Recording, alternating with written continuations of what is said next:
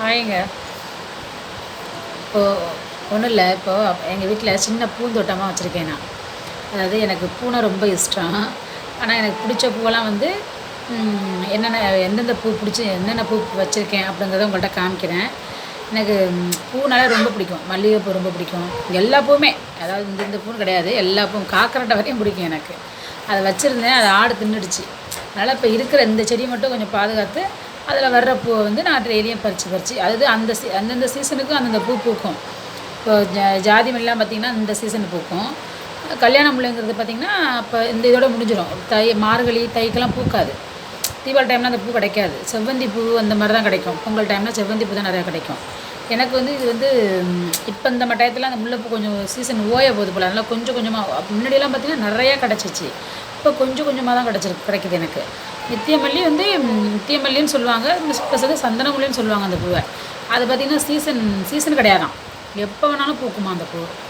நம்ம வந்து அந்த அந்த பூத்து இருக்குல்ல, அதை மட்டும் அந்த பூத்து ஓஞ்சிருக்கும் பார்த்திங்களா, அந்த கிளையை மட்டும் ஒடிச்சு விட்டா அதுலேருந்து கிளை வடித்து பூ பூக்கும் அப்படின்னு சொன்னாங்க. அந்த செடி வச்சுருக்கோட்ட நான் ஐடியா கேட்பேன், சொல்லுவாங்க அதை.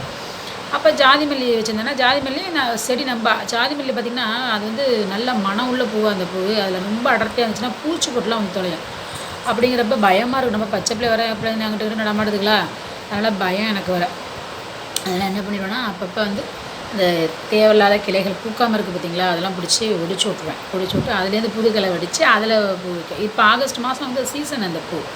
அதனால் அதிலே பாருங்கள் கொஞ்சம் கொஞ்சம் தான் பூக்குது எல்லாத்துலேயும். அந்த கல்யாண முல்லை மட்டும் தான் கொஞ்சம் கூட பூத்துருக்கு, அவ்வளோதான். அதை இப்போ நம்ம வீட்டில் என்னென்ன பூ பூத்துருக்குன்னு காமிக்கிறேன் பாருங்கள்.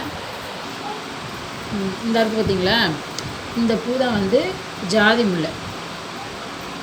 செம்ம வாசமாக இருக்கும், பயங்கர வாசமாக இருக்கும். இது ஒரு 4 பூ வச்சாலே போதும், நல்ல வாசமாக இருக்கும். ஆனால் இது வந்து எப்படின்னா நைட்டு முட்டை கட்டி அந்த அந்த பறிக்கிறப்பே வச்சதோடு சரி. ஆனால் காலையெல்லாம் வச்சு பார்த்தோம்னா கொஞ்சம் அப்படியே மஞ்சள் ஆகிடும்.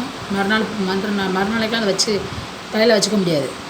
அப்பயே பறித்து அப்பயே தலையில் வச்சாதான் நல்ல அப்படியே வாசனையாக இருக்கும் ஃப்ரெண்ட்ஸ். இது ஜாதி மல்லிப்பூ, சரியா? அடுத்தது பாருங்கள், இதுதான் நித்தியமல்லி. இந்த இருக்குது பாருங்கள், இதுதான் நித்தியமல்லி. அப்புறம் பார்த்திங்கன்னா சந்தனமுல்லை. நல்ல காம்பெல்லாம் பெருசு தடிமமாக இருக்கும் பாருங்கள். இருங்க, காம்பெல்லாம் நல்லா தெரியுதா, நல்லா தடிமமாக இருக்கும். இதுதான் நித்தியமல்லின்னு சொல்லுவாங்க, சந்தனமுல்லைன்னு சொல்லுவாங்க. இதுவும் நல்ல வாசமாக இருக்கும். சில பேருக்கு தலைவலிலாம் வந்துடும் அந்த பூவெல்லாம் வச்சா. நல்ல வாசம் உள்ள பூனா. எனக்கெலாம் அதெல்லாம் ஒன்றும் பண்ணாது ஃப்ரெண்ட்ஸ். எனக்கு பூனா ரொம்ப இஷ்டமாக நல்லா வச்சுப்பேன். இது கூட தான் பூக்குது. ஏன்னா செடியெல்லாம் தேவையில்லாத பூ அந்த சீசன் முடிஞ்சிட்டாங்கன்னு தெரியல. ஆனால் சீசன் இது கிடையாது அப்படின்னு சொன்னாங்க. நான் வாங்குறவங்கள்ட்ட இந்த செடி வாங்குறப்ப அவங்கள்ட்ட கேட்டேன், எனக்கு சீசன்லாம் உண்டான்னு கேட்டேன். இல்லைம்மா இது கிடையாதுமான்னு சொன்னார். ஆனால் என்ன அதில் கொஞ்சமாக தான் பூத்துச்சு. அதில் தேவையில்லாத அந்த முட்டைலாம் இருந்துச்சு பற்றிலாம் அதெல்லாம் ஒடிச்சு விட்டுட்டேன். ஸோ அதில் பூ அந்த பூ தான் இருக்குது, அதை பறிச்சுக்கிட்டேன். அப்புறம் பார்த்திங்கன்னா கனகாம்பரம். இருங்க, கனகாம்பரம் கொஞ்சமாக தான் பூக்குது. நிறைய செடி இருக்குது, அது கொஞ்சம் கொஞ்சமாக தான். அந்த நல்லா அழகாக துளுத்து பூ முட்டு வைக்கிற சைஸில் நம்ம போட்டு ஆட்டுக்குட்டி கடிச்சிக்கிட்டோம். அது ஒரு தொல்லை. அதனால் வந்து இருக்கிறது பாவம். அதுலேருந்து அந்த ஆட்டுக்குட்டிலேருந்து பொழைச்சி கொஞ்சம் கொஞ்சம் அதில் வளர்ந்ததெல்லாம் கொஞ்சம் கொஞ்சம் எனக்கு கொடுத்துருந்தது. அதுக்கப்புறம் பார்த்திங்கன்னு வச்சுங்க, இதை தான் ஃப்ரெண்ட்ஸ் கல்யாண முல்லை. இது பேர் தான் கல்யாண முல்லை. பார்த்தீங்களா, அந்த நித்தியமல்லி காமிச்சப்போ பார்த்தீங்களா காம்பியோட தடிமமாக இருந்தது. இதில் பாருங்கள் காம்பியோட சின்னமாக இருக்குது பார்த்தீங்களா, இதுதான் கல்யாண முல்லை. இது சரியான வாசமாக இருக்கும் ஃப்ரெண்ட்ஸ். அதாவது கடையில் வாங்குகிற பாருங்கள் முல்லைப்பூ, அந்த முல்லைப்பூவோட இந்த கல்யாண முல்லையோட வாசம் அப்படி இருக்கும், நல்லாயிருக்கும், சரியாக மனமாக இருக்கும். ஏன்னா உரம் இல்லாத பூவில் அது நம்ம விட்டு ஆட்டு உரம் இருக்குது பார்த்திங்களா, அதை மட்டும்தான் போடுவேன். இதுக்கு பூச்செடியை எந்த செடி நான் வளர்த்தாலும் அதுக்கு ஆட்டு உரத்தை என்ன பண்ணுவேன்னா வெயில் நல்லா காய வச்சு அது நல்லா அந்த ரோட்லேயே காய வச்சு அதை அப்படியே பைக்கு காரெல்லாம் போகணும்ல, அதை அள்ளி அப்புறமா அதில் அள்ளி போடுவேன்.